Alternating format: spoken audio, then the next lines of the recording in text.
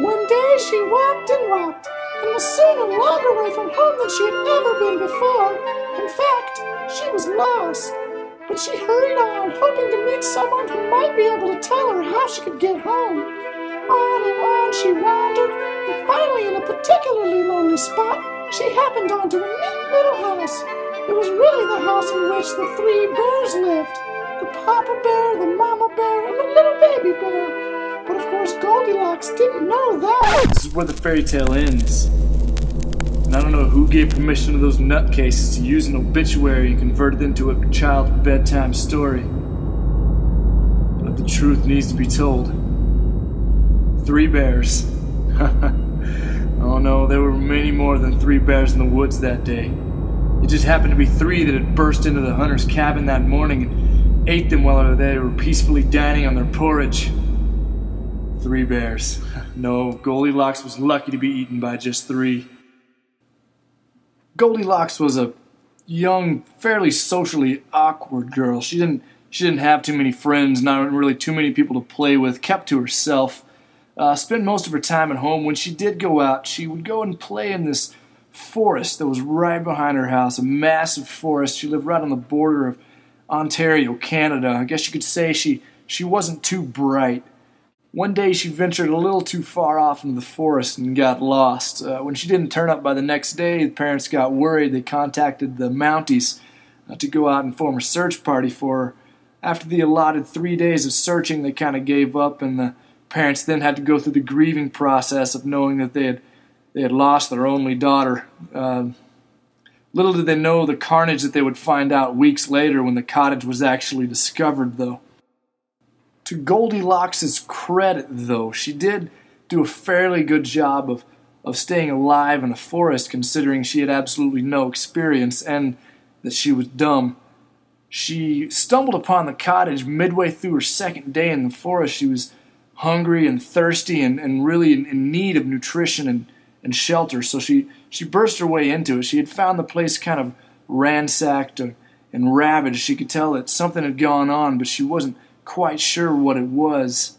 In the common fairy tale, they talk about the chair that had been broken by Goldilocks that belonged to the littlest bear, the son of the Mama Bear and the Papa Bear. That was actually broken before she came in. That was partly due to the ravaging and the ransacking that the bears had done that morning when they had come in and ate the hunters that were already dwelling in the cabin. The cabin had actually belonged to a Monte Caros. Monte and his brother had been hunting for the past couple weeks, and they wouldn't actually be reported missing until after the Goldilocks incident, and their bodies were never found. They were assumed to have been completely torn apart and eaten by the bears that were in the woods. Goldilocks found the cabin. It was really her last option of survival. She saw the uneaten porridge on the table from where the hunters had been slaughtered, and she quickly devoured that, seeing as she hadn't eaten in days.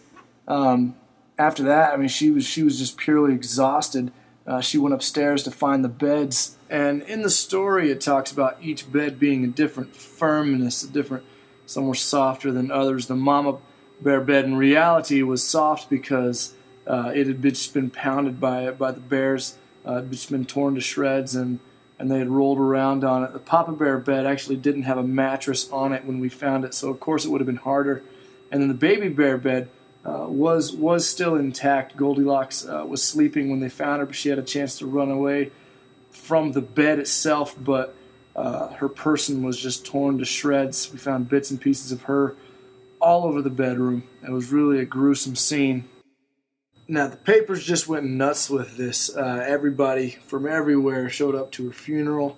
Everybody was ready to take a stab at this story, take a piece of her away, so to speak.